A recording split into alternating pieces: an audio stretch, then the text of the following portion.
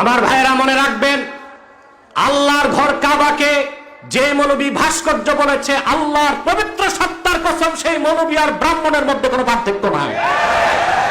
এটা কোনো মুসলমানের কথা হতে পারে না। নিঃসন্দেহে এটা কুফর হয়েছে, মৌলবী কাফের ও মুরতাদে পরিণত হয়েছে। ঠিক কিনা বলেন? এটা আমাদের কাবা শরীফ, যেটা বাইতুল্লাহ শরীফ, সেটাও কিন্তু একটা স্ট্যাচু। আমরা সেখানে শ্রদ্ধা নিবেদন করি। তারপরে শয়তানকে যে আমরা পাথর নিক্ষেপ করি, সেখানে কিন্তু শয়তান থাকে না।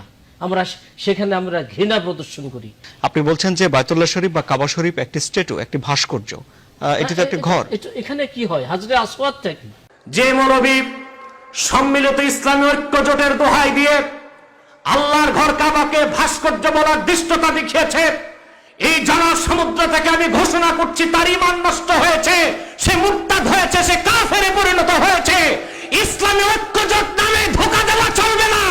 তার মতো মৌলবীকে হিন্দু, বৌদ্ধ, খ্রিস্টান ঐক্য পরিষদে যোগ দিতে বলবো।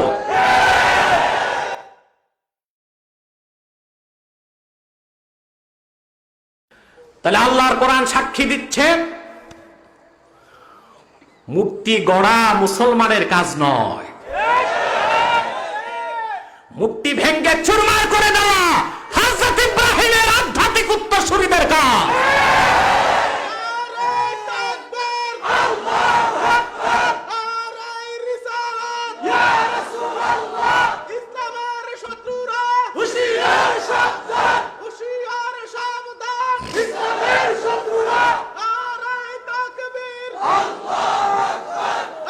আমার ভাইয়েরা,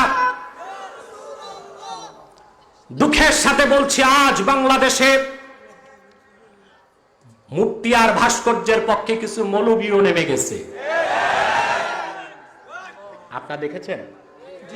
এরা কারা? লেবাসধারী মৌলবী, লম্বা জুব্বা কুর্তাস। ফতোয়া দিচ্ছে তারা যে মূর্তি আর ভাস্কর্য এক জিনিস নয়, চারটা জিনিস: আওসান, আসনাম, আনসার, তামাসিল। এই চারটা শিরক।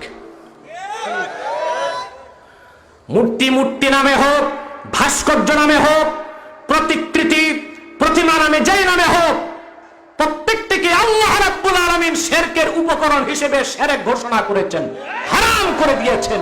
তার সঙ্গে তাওহীদে বিশ্বাসী কোন মুসলমানের এক বিন্দু সম্পর্ক থাকতে পারে না, পারে না, পারে না।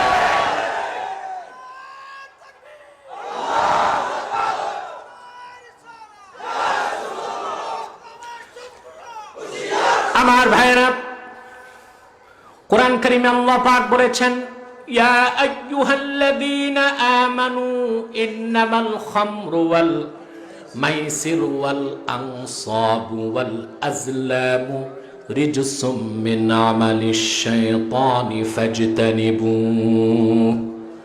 আল্লাহ পাক বলেছেন, মুমিনগণ, নিশ্চয় মদ, জুয়া আর আনসাব, যে কোনো মূর্তি, প্রতিমা, স্থাপনা, বেদী, প্রতিকৃতি, প্রতিচ্ছবি কিংবা পুতুল কিংবা মূর্তি, এই প্রত্যেকটাই হারাম, নাপাক এবং শয়তানের কাজ। কার কাজ?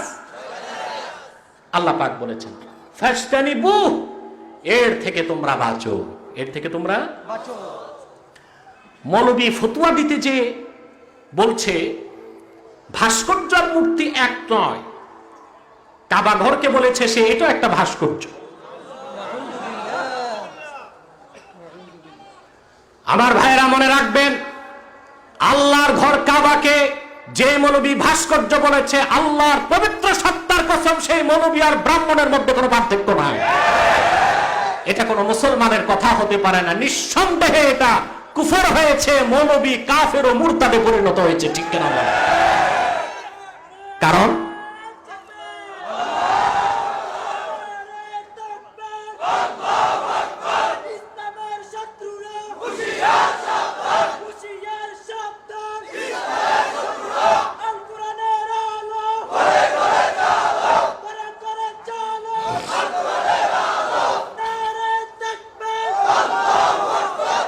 সম্মানিত সুধী, তার কারণ কাবা কাবাকে ভাস্কর্য বলাতে এত বড় সমস্যা হলে কেন? কুফর কেন হবে? আল্লাহ পাক কোরআনে বলেছেন ভাস্কর্য নাপাক। ভাস্কর্য কি? এটা আমার কথা না আল্লাহর কথা? ইন্নামাল খামরু ওয়াল মাইসিরু ওয়াল আনসাবু ওয়াল আজলাম, মদ, জুয়া, আনসাব। নাসাবের বহু, নাসবুন এর বহুবচন আনসাব। এটার ব্যাখ্যায় আল্লামা বাগাভী রাহমাতুল্লাহি আলাইহি তাফসীর মাআলিমুত তানজিলে লিখেছেন, ওয়াল আনসাব জামউ নাসাব সুম্মিয়া বিল আনসাব লিআন্নাহুম ইয়ানসিবুনা। মুশরিকরা সম্মান অর্থে স্থাপন করত, মূর্তি বানিয়ে স্থাপন করত। এই জন্য ইবাদতের উদ্দেশ্যে যে কোনো জড় পদার্থের স্থাপনা, শুধু ইবাদত নয়, তাজিম বা সম্মান অর্থে কোন প্রতিকৃতি, প্রতিমা স্থাপনা করাও আনসাবের অন্তর্ভুক্ত এবং শিরকের অন্যতম একটি সবাব।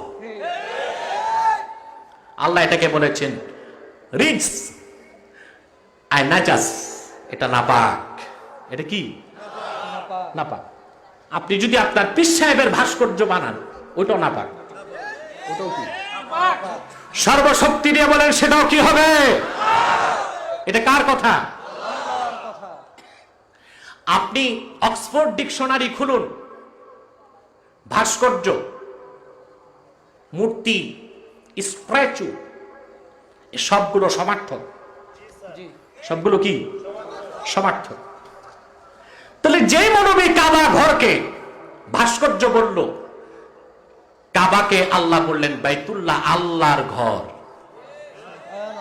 সে কাবাকে যে ব্যক্তি ভাস্কর্যের সাথে তুলনা করে এত বড় ধৃষ্টতা দেখালো, কাবার হুরমত, কাবার তাজিমের বিপক্ষে বক্তব্যের কারণে তার কুফর হয়েছে। আলেমরা বলেন তার কুফর হয়েছে। আর যে কুফর করে তাকে আমরা কাফের বলতে এক মুহূর্ত দ্বিধা বোধ করি না। কারণ ইসলামের আইন হলো যে কুফর করবে সে কাফের, যতক্ষণ কাফের তাকে কাফের বলতে হবে। তাহলে কাফেরকে কি বলতে হয়? যে মৌলবী সম্মিলিত ইসলামী ঐক্য জোটের দোহাই দিয়ে আল্লাহর ঘর কাবাকে ভাস্কর্য বলার দৃষ্টতা দেখিয়েছে, এই জনসমুদ্র থেকে আমি ঘোষণা করছি তার ঈমান নষ্ট হয়েছে, সে মুরতাদ হয়েছে, সে কাফেরে পরিণত হয়েছে। ইসলামী ঐক্য জোট নামে ধোঁকা দেওয়া চলবে না। তার মতো মৌলবীকে হিন্দু, বৌদ্ধ, খ্রিস্টান ঐক্য পরিষদে যোগ দিতে বলবো।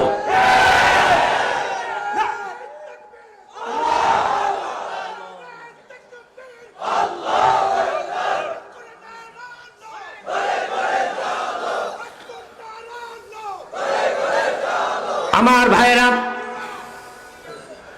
সেজন্য বলছি, হযরত ইব্রাহিম তৃতীয় পরীক্ষা দিলেন, মূর্তিগুলো ভেঙ্গে টুকরা টুকরা করে দিলেন।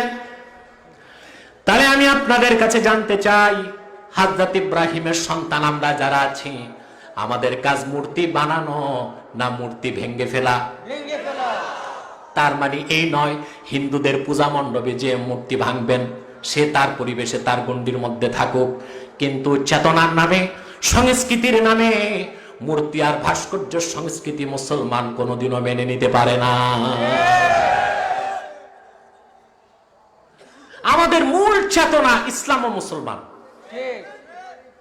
বাংলাদেশের স্বাধীনতার মূল চেতনা ইসলাম ও মুসলমান। এদেশের ইতিহাস দেখুন, ইখতিয়ার উদ্দিন মোহাম্মদ বখতিয়ার খালজির নেতৃত্বে 1000 বছর আগে বাংলা ইসলাম প্রবেশ করেছে। সেই থেকে বাংলাদেশের রাজনৈতিক নেতৃত্ব দিয়ে এসছে বংশ পরম্পরায় মুসলিমরা। এদেশের স্বার্থ রক্ষায়, এদেশের স্বাধীনতা রক্ষায় যুগে যুগে রক্ত দিয়েছে মুসলমান। 1947-এ ব্রিটিশ খেদাও আন্দোলনের রক্ত দিয়েছে মুসলমান। 1952 সালে ভাষা আন্দোলনের দাবিতে রক্ত দিয়েছে মুসলমান। 1971 সালে স্বাধীনতার দাবিতে রক্ত দিয়েছে মুসলমান।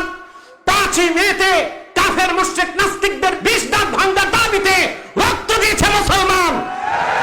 লক্ষ লক্ষ মুসলমানের রক্তের বিনিময়ে বাংলাদেশ স্বাধীন হয়েছে, বাংলাদেশ টিকে আছে। সেই সোনার বাংলার স্বাধীনতার মূল চেতনা ইসলাম ও মুসলমানের বাইরে কোনো চেতনা মুসলমান বরদাস্ত করতে পারে না, পারে না, পারে না। নারায়ে তাকবীর, নারায়ে রিসালাত, ইসলামের শত্রুরা হুঁশিয়ার সাবধান। আর আজকে তারা হুমকি দিচ্ছে যে ঘাড় মটকে দিবে। মনে রেখো, বাংলাদেশে আলেম ওলামার ঘাড় এত দুর্বল নয়, তা লোহার চেয়ে কঠিন এবং শক্ত। তোমাদের সেই নাপাক হাত আলেম ওলামার গর্দান স্পর্শ করার আগে